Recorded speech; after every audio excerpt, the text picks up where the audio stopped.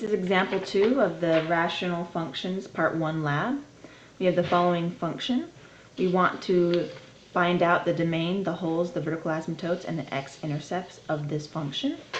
So we're going to our first step to doing that is to factor. This numerator, because it's an addition, it will not factor to real numbers.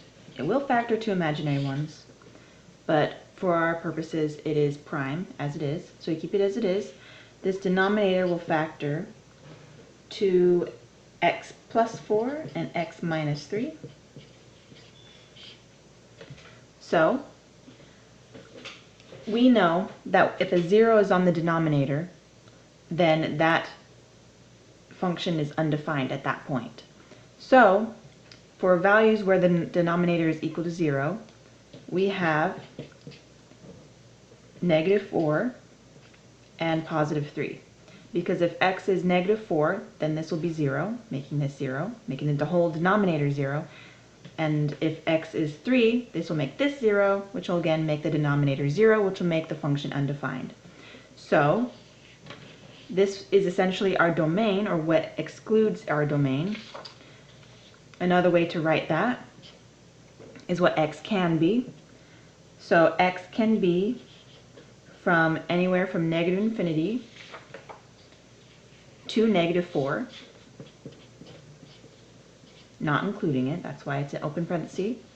And then it can go from -4 to +3, and from 3 to infinity. So looking for our holes, there's nothing that cancels on the numerator or the denominator. Each one is unique, so there's no holes.